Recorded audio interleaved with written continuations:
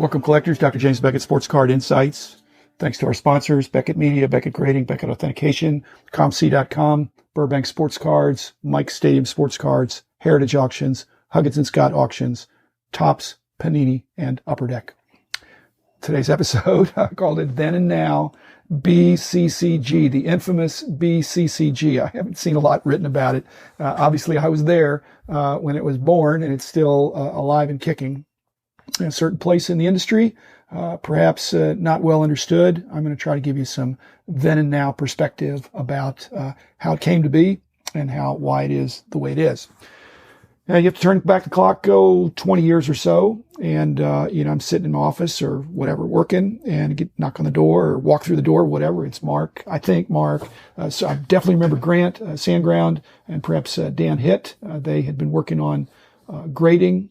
And this is before, this was very early on. I don't know that we had graders, but we had, I guess we had some grading going to BGS and BVG, which is a whole nother story. But they came in and they were some of our thought leaders, each from a different perspective, that added to our understanding. And when we developed new products, I love developing new products, but we had a great team that had a lot of creative ideas. So we had the problem that every company wants to have is that we had a customer that was offering to give us a lot of money. The reason that was a problem is because initially I thought we were going to have to turn down the money. Basically, it was a customer that I had known. I'd known that customer, and I frankly had known his father, and so I was well aware of that customer's capacity. And they basically said they wanted to do a lot of grading with us, a lot of grading. But we only had two problems. One, our grading was too tough and we were too expensive. But if we could be not as expensive and not as tough, they could give us all their business, and it would be, as President Trump says, be huge. So it needed to be cheaper, needed to be not as tough. And yet, the Beckett brand, at least, well, I think even now, I mean, the integrity needs to be at the center of your brand, or it's not going to have legs. It's not going to travel very well.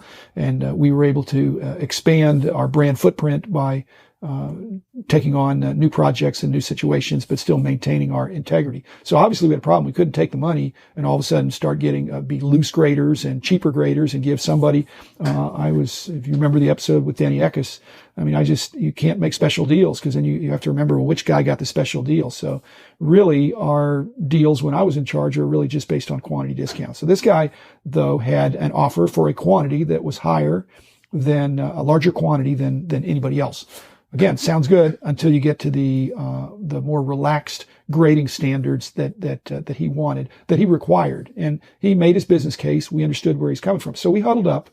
Can we keep our integrity? Can we, one of the things that immediately came up is that if we had an additional product, which obviously then became BCCG, the Beckett Collectors Club grading, there would be some confusion in the marketplace. And we didn't want that, but it probably was going to be unavoidable. So I looked at, we huddled up, we looked at it, and we thought, well, actually with BGS, I think 9 in pretty much all the services, the other outstanding grading companies out there, mint is 9. So it doesn't have to be. And so I'm reasoning, well, if a 9 is mint and this guy wants, he really wants all 10s, that our potential customer, he only wants 10s. He said, that's the only thing I can sell. It's got to be a 10.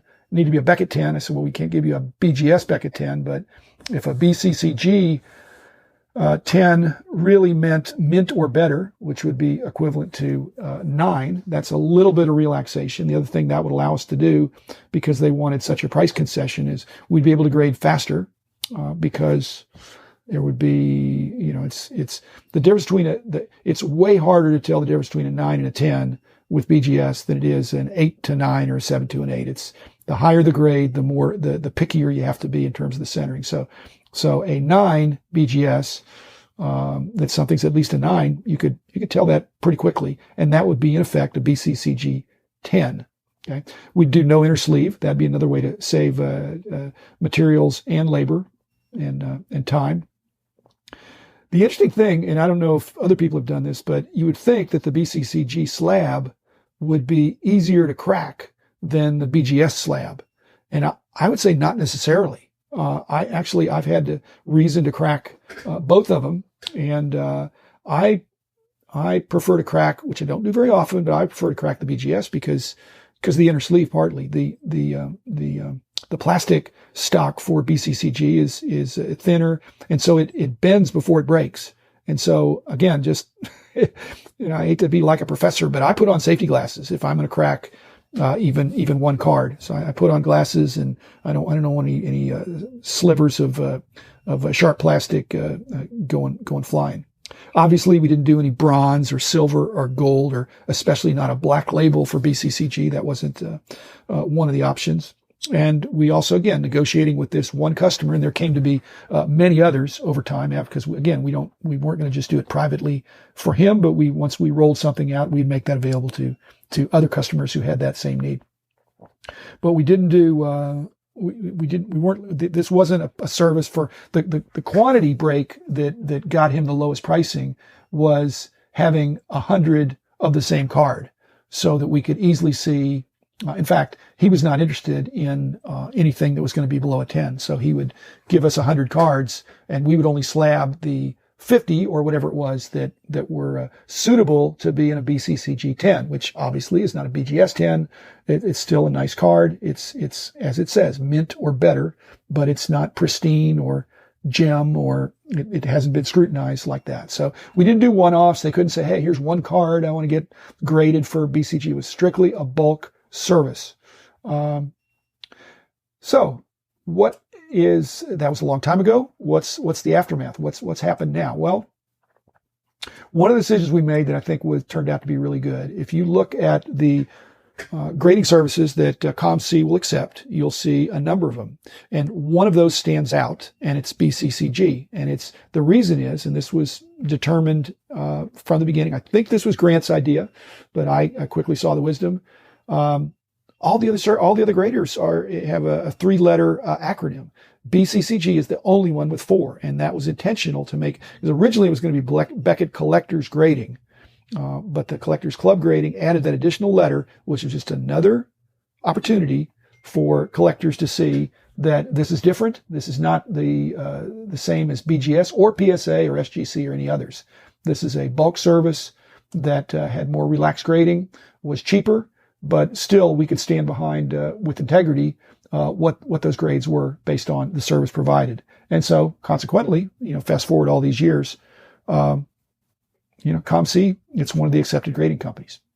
So if I'm looking for a BCCG card, to buy it, I would say, well, you rarely see anything other than a 10, some 9s, hardly any 8s. So you shouldn't be surprised at that.